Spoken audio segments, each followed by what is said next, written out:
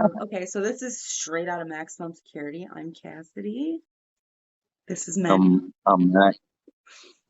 And basically we're just here to help people, right?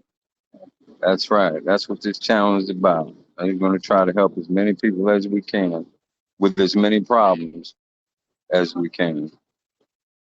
Problems that consist of things that involve the US judicial system, Right. And the prison system in the prison general. Yeah. system, yes. Yeah. Okay, so I guess what we should do is just kind of start with backgrounds, right? Let's talk about your Mhm. background. Well, my background is, man, I was born in, oh my gosh, Kansas 100 years ago. And uh, my father was in the army. My mother was German. They met in Germany. I had my older sister in Germany, and then we traveled around a lot. But and I lived in Germany for about 8 years. But I lived in California for most of my kind of younger uh, teenage life and my adult life until I was arrested in 1983 and went to prison shortly thereafter. Yeah, But then you stayed in California for how long in prison? I spent 29 years and change in prison. In Yeah, California. California, maximum security. Never went to a lower level. Never went to a level 3, a level 2. I was always in a level 4. I started out in Old Folsom in 1983. Stayed there till 1987. Actually, no, I went to San Quentin for a bit and then came back to Folsom. And then in 1980, I had an issue in Old Folsom, and I ended up going to New Folsom to the shoe. They just built a new facility there, and that's where they sent me for my shoe tournament till they opened Pelican Bay, and then I went there. Hmm. What were you in But prison for? a number of things, but I just I don't really want to unpack all that on this channel. I really feel like, this needs to be about just helping people. You want to know what I was in here for? I have a book, you can read the book. And, my issue with that is basically that when you tell people, what you're in there for, that is forever their definition of you, right? Mhm. And so, I don't think that is where we want to go with this. And I can tell you it wasn't murder and it was not rape or child molestation or nothing like that. It was 12 crimes. And I was a young, ignorant, dumb kid when all this happened. I'm not making excuses. I'm just telling you, I was 20 at the time. And by the time I got finished, I was 10 days from my 50th birthday. But I accept responsibility for everything I did. And, I just tried to use that time, to transform myself into a better person and into the kind of person I think my mother would have been proud of. Yeah, And yeah, that's my goal. that's good. So you spent 29 years in prison, but you came out a different person. That's the point. I did. Yeah, that is the point. That really should be the point in every instance, but it's not. They continue to this day to just make worse and worse people. It's like a production line of bad people, and they don't do anything while you're in there to help you. Anything I did, I had to do for myself. Right. And I'm talking about my healing. My I'm talking about spiritually, intellectually, and emotionally, and in every other way. Those are things that I had to deal with myself. Right. So Right. in the several different prisons that you were in California, there was no rehabilitation unless you sought it out yourself. Yeah, yeah, exactly that. And especially no education. They only required at the time, the whole time I was in there, actually, they only required that people attain a ninth grade reading level which none of them did because they wanted to be in a place where they would be able to get day for day or get the privileges of someone in privilege group A, which allowed you to get the maximum amount of canteen and all the privileges that come with that designation. Hmm. So people tried to stay in there forever. People would go to school for 10 years and still not attain a ninth grade reading level. Hmm. you know Mostly because the majority of them were uh, illiterate. Up to 63 or 64% of the guys in there right now are still illiterate. Yeah. Yeah, that's Yeah, definitely something that the world should be much more aware of, is the fact that over 60% of our prison population can't read or write. can't read or write. That's right. And I know that to be true just because, I lived there for so long. And guys used to come to me to ask me to help them to write letters, to help them to file their appeals. And fortunately, it was something that I had a really good grasp of and was able to help them with. But, I knew from all of the requests I got that, yeah, man, that's a true statistic. Over 60% of these guys really are illiterate. They cannot read or write, and they couldn't possibly put together a writ or an appeal that would suffice to get past any kind of procedural hurdle. Right. So it would be safe to say that these men and women can't even participate in their own defense because they can't read No, or write. that's exactly right. That's exactly right. They couldn't participate in it and couldn't do anything but accept what they were given. As far as a public defender goes, or what we used to call a public pretender, because they pretend to give a shit, but they really don't. Hmm. You know, and they ultimately dump you. And then once they dump you and you're in prison, they give you another dump truck attorney who basically does the same thing on appeal, because everybody is entitled to one appeal. And what they do is give you the same garbage attorney that they gave us in the beginning, who dumped us at trial, you know, and they don't do shit. And if you're illiterate, you don't even know that they're not doing shit. You're just Hmm. going along with them and thinking that they're doing a good, doing the best they can. But me, I could look at some of these appeals that these guys gave to me that had been completed and said to myself, "Oh my Lord, it's horrible."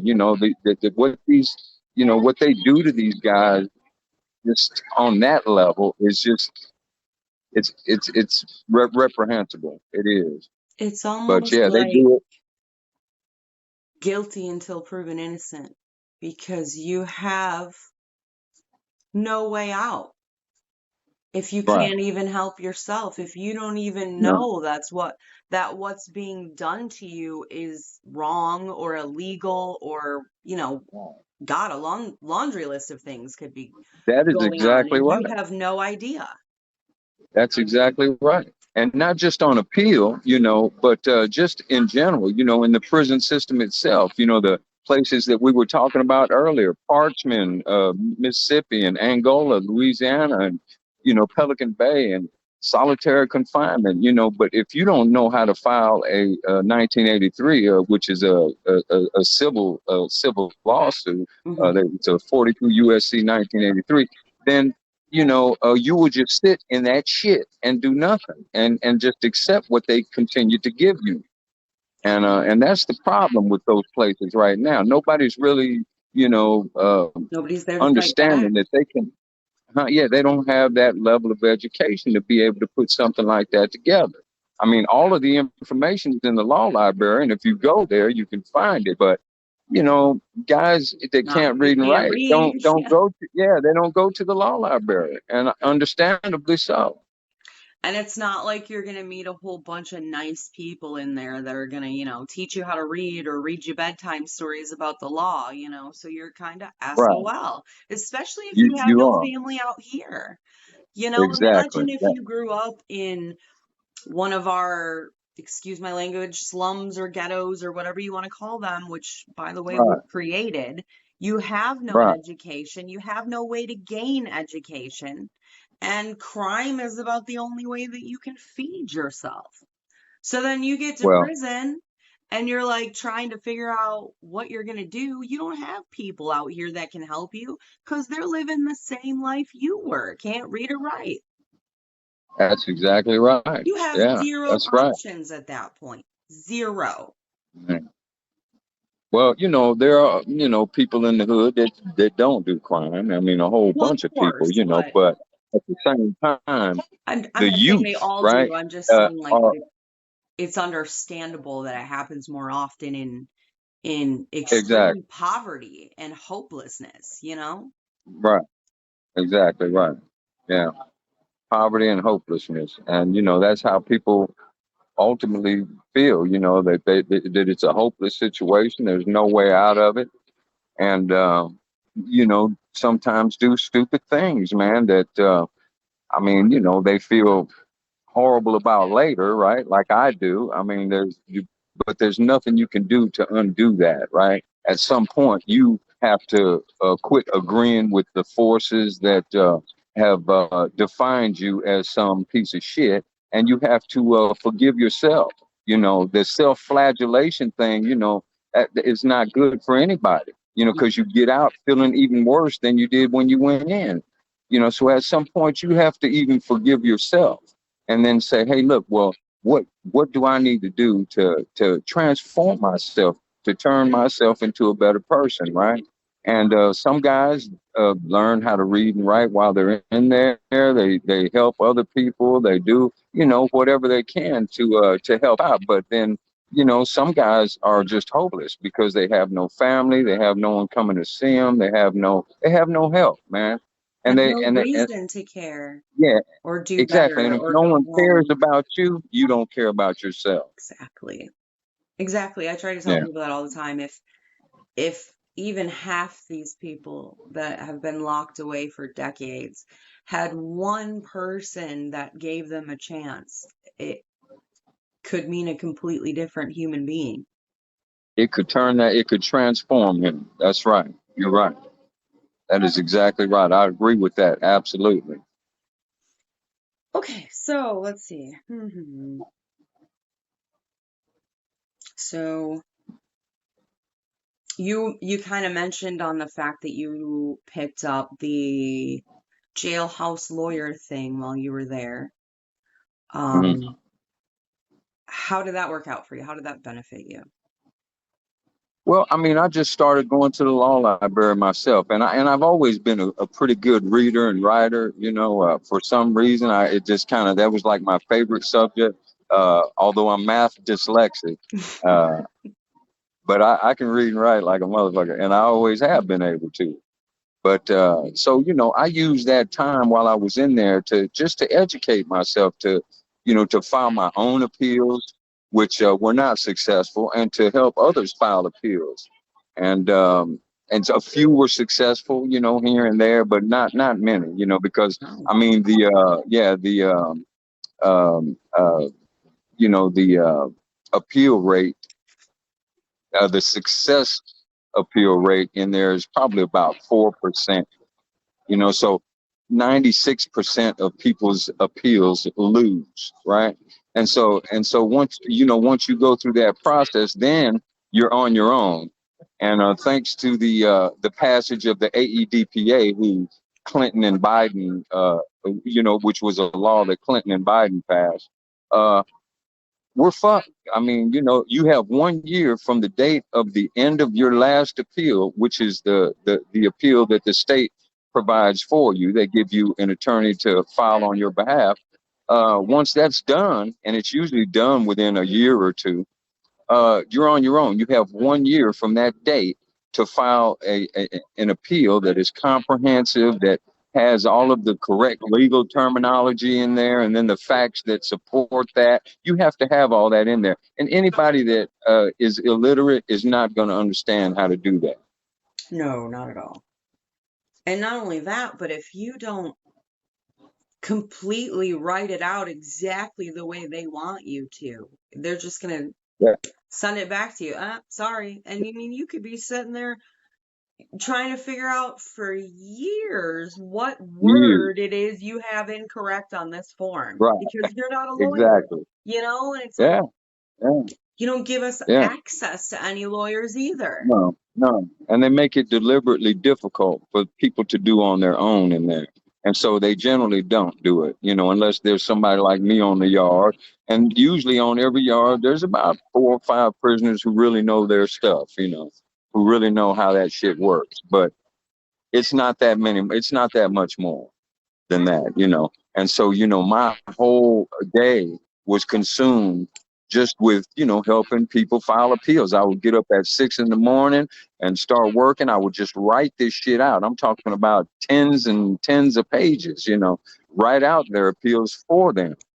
And first, review their transcripts because you have to do that initially just to find out what happened in the case, right? I mean, you can use their first appeal as a kind of a guideline, but once you go through their transcripts, you often see other constitutional violations that occurred that weren't raised by this dump truck attorney, right? Hmm. And then, yeah, I could put something together that had the facts and the undergirding law that was relevant to that. But the average prisoner could not. Well, yeah, I mean, Yeah. if you come in illiterate, you're not going to walk out reading law. But No, that's I right. mean, I'm just going to touch on the fact that that's kind of what we're trying to do here. We're going to do some videos about how to file and write writs and appeals and lawsuits and different things that Exactly. current And incarcerated prisoner appeal. individuals may need Right. or may not have access to, or Right. even if you're out here and you're helping someone that you love that's inside and Right. you need to know how to do Yeah. those things so you can help You them. yeah, you can file a citizen's complaint. You can, Hmm. for guys that are, being uh, sent through stuff like we were in Corcoran with the gladiator fights. The result of the investigation came from somebody filing a citizen's complaint on the outside. Yeah. But most prisoners don't know about citizens' complaints, and neither do their families. So, that is a subject that we need to touch on, that and filing prison appeals, because that's important too. The way that you word the appeals and, the process for that, and that process needing to be exhausted if you intend to file a civil suit, So there's certain, guidelines that you have to abide by in order to be able to do that. But most people don't really understand that, unfortunately, in there because of the high illiteracy rate. Yes. Yeah, And I mean, I can tell you out here, it's even a lot of us are ignorant to what we are able to do for the people that are locked inside currently. exactly. Like, how can I help them? What can I do? And it seems like a Right. lot of times the only options we have are call the warden, call the warden, call the warden. The warden doesn't care. The warden's not going to answer the Warden don't phone. give a He shit. doesn't want No, to he's talk not. to you. He doesn't want to hear your crap. No, And he if you're a don't. mother and you're at your wit's end, I can totally understand. You're going to light a fire under his butt. I get it. But it doesn't always work out in your favor. And sometimes it can put a target on the back of somebody you love. So you got to be careful with Exactly. Not harassing the people that sometimes, work almost inside the all the time. prisons. Right. That's right. That's right. But like I was saying, there's a process for that. It's called the citizens complaint process, and they have it in almost every state. You know, and there is something that can be done about it. You just have to know about it, and you have to know how to file them. And I was very lucky in that I had one sister that used to file these things wherever I asked her to file them. She'd get copies. She'd send one to the attorney general. She'd send one to the governor, and that is to put them on blast to make them stop doing whatever it is that they're doing. And that will do that. That will accomplish that. But if you don't know what you're doing, then it's not going to really work. Right. Yeah. So yeah, we're gonna get into all that as we go with new videos. We'll do Kind of like a one by Yeah, one thing so we can explain in detail how to get each right. individual thing written Yeah, properly, filed properly, et cetera, et cetera. right. But And when right we can now, include copies of some of the things that I've done previously in the yes, past, that absolutely. we could link them in description, and people could look at them and really get a much better understanding of how appeals and civil suits and how they need to be worded in order for them to really be effective, Yes. and complaints, right? And accepted first and foremost, because a lot of Exactly. times you could be a couple words off and they'll just keep sending it back, and it's like, oh my goodness, you know. Hmm. But yeah, Yeah, it needs to it's be frustrating. proper and effective, and that's hard to do. Yeah, that's right. Um, trying to think if there's anything else. Oh, here's a good question that I came across. How did you feel being given such a long sentence at such a young age? What were you thinking and feeling at the time? Well, initially I was, of course, I was feeling like, oh my gosh, that's a pretty damn long sentence.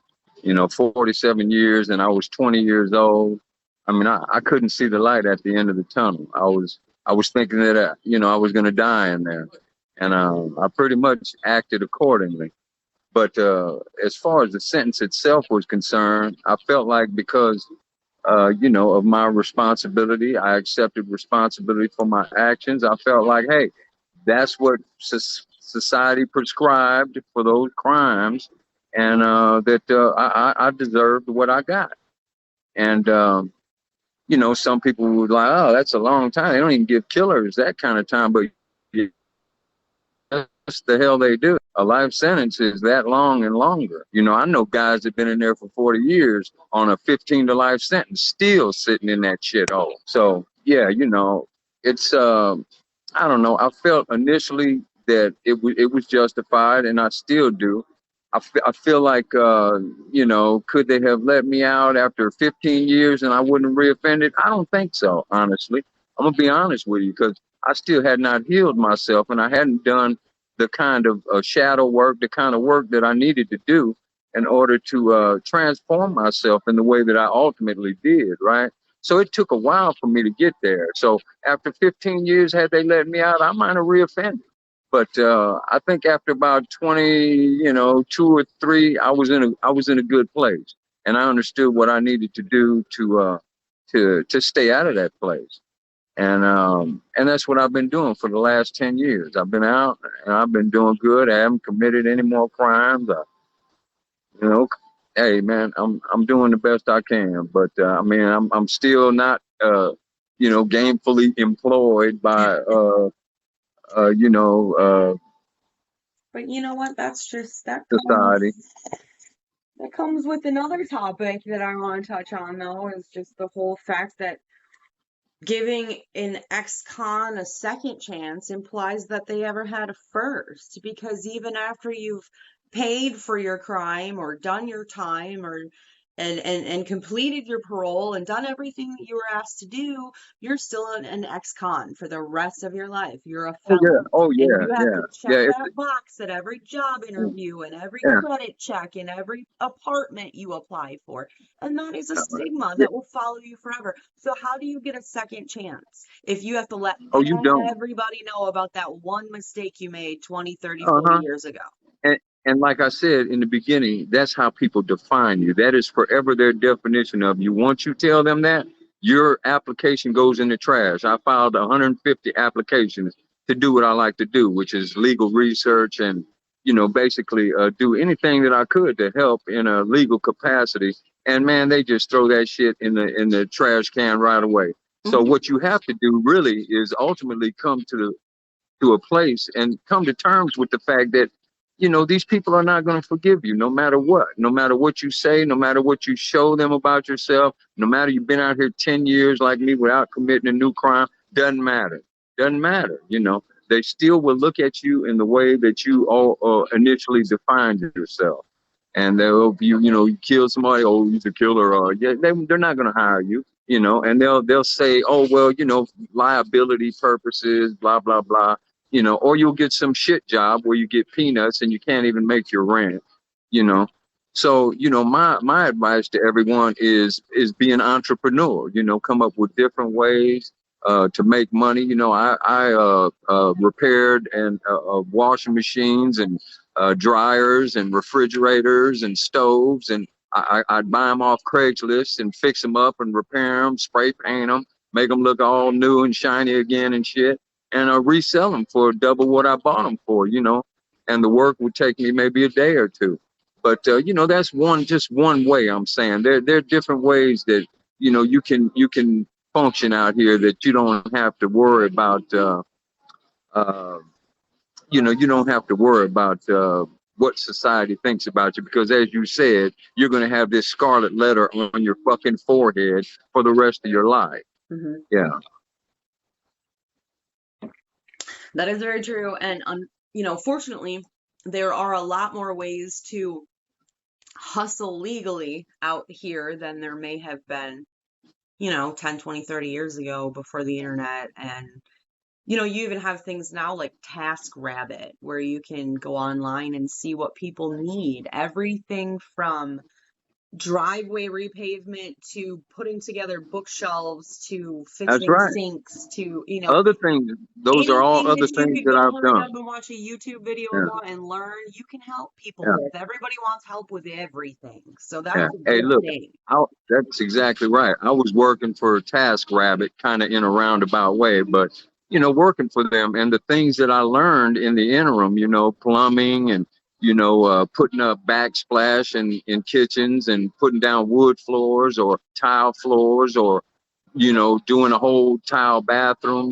Those are all just things that I learned on YouTube.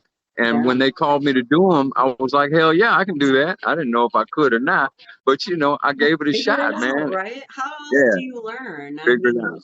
it's not like you're claiming to be some Exactly. corporation that's Exactly. insured and No, all that. that's They know right. what they're getting into, but Yeah, I mean, yeah. it's, and then there's other things like I have a friend who started his own plumbing company. I have a friend who started his own construction company. I mean, like you Right. said, entrepreneurship is really the best route to go because That you that can is exact. be your own boss.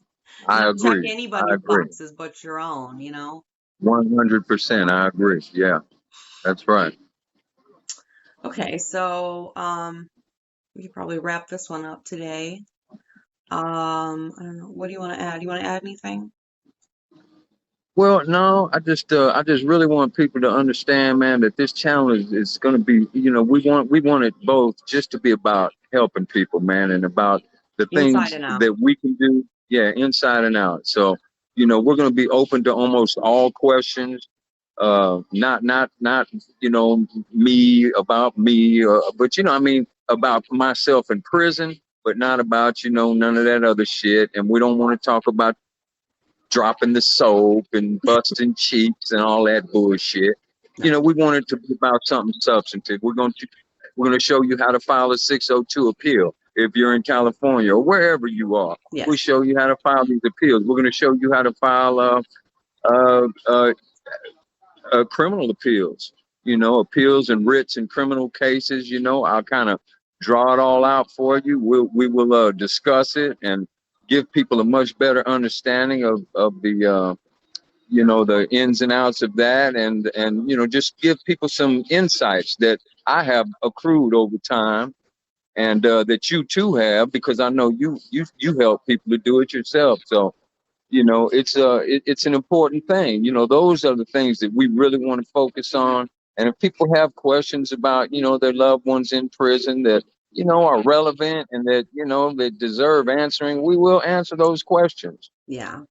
I feel Yeah, like I'm just gonna mention the fact that if you want to know the answers to all these, you know, questions about the inner workings of being in prison, Quora is a great place. There's a lot of questions, there's a lot of answers from a lot of different people who've been in prison in different places of the country, even other countries. So you can get all your little, guilty pleasures from Quora or there's other Hmm. YouTubers that do it as well. So Right. That's it's right. just not something that we are trying to accomplish here. I mean, Right. Matt can answer any questions you have about Inside Prison. If you wonder what life is like for somebody that you know or care about that's in, that's fine. Right. But Yeah, we don't mind to answering get those to the questions to either. the dirty, gritty questions, no. Right. We Right. don't need to go over that. We're trying to help people, not drag them down. Right. Exactly. So that's where we're Exactly. at. Yeah. So, Okay. I will put some links in the description of this Script. video. Mac has a book that it's just a little short little thing that explains some stuff about him if you want to read that. He also has a Yeah. Quora account that you can read all of his answers to. Lots of good ones on there. And then we'll keep going with this and seeing where we go. All right. Okay, great.